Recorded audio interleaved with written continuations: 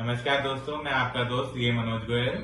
आज हम लोग डिस्कस करना चाह रहे हैं TDS on property for non resident cases.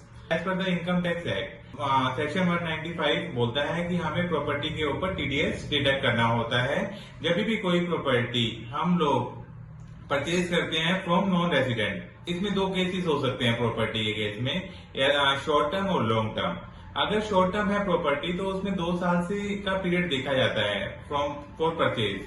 अगर हमारी प्रॉपर्टी 2 साल से पहले परचेज करी गई है तो उसमें जो टीडीएस कटेगा वो नॉर्मल स्लैब रेट के हिसाब से डिडक्ट होगा, प्लस में सरचार्ज लगेगा जैसे कि लॉन्ग टर्म केसेस में लगता है। अगर प्रॉपर्टी 2 साल से ज्यादा होल्ड करी है सेलर ने तो इस केस के अंदर हमारा लॉन्ग टर्म कैपिटल गेन लगेगा। आपको ध्यान होगा दोस्तों, अगर प्रॉपर्टी की वैल्यू 50 लाख से कम होती है और ये रेसिडेंट केस में होता है तो कोई टीडीएस रिक्वायरमेंट नहीं होती, लेकिन इस केस के अंदर नॉन रेसिडेंट के केस के अंदर फ्रॉम द बिगनिंग हमें टीडीएस पे करना होता है। ये एक बहुत ज्यादा इंपॉर्टेंट पॉइंट है।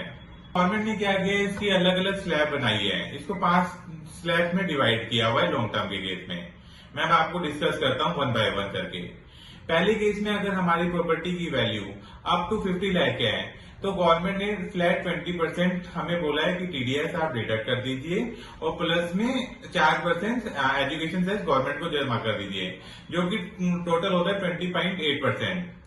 नेक्स्ट चीज क्या होता है, अगर हमारी वैल्यू 50 लाख से लेकर 1 करोड़ रुपए है तो इस केस के अंदर 20% तो टीडीएस कटेगा ही, प्लस में 10% एजुकेशन सरचार्ज लगेगा, प्लस में 4% एजुकेशन सेस लगेगा, जो कि टोटल 22.8% होता है।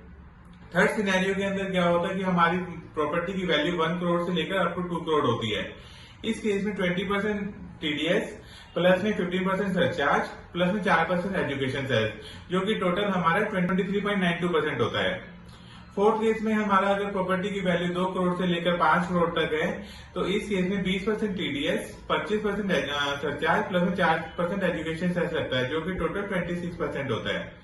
और लास्ट में अगर प्रॉपर्टी की वैल्यू 5 करोड़ से ऊपर है तो 20% टीडीएस, 37% हमारा सरचार्ज, प्लस में 4% एजुकेशन सेस लगता है।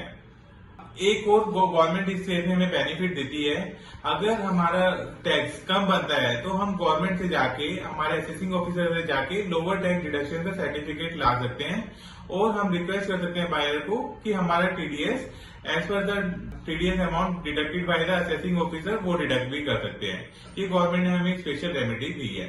Thank you.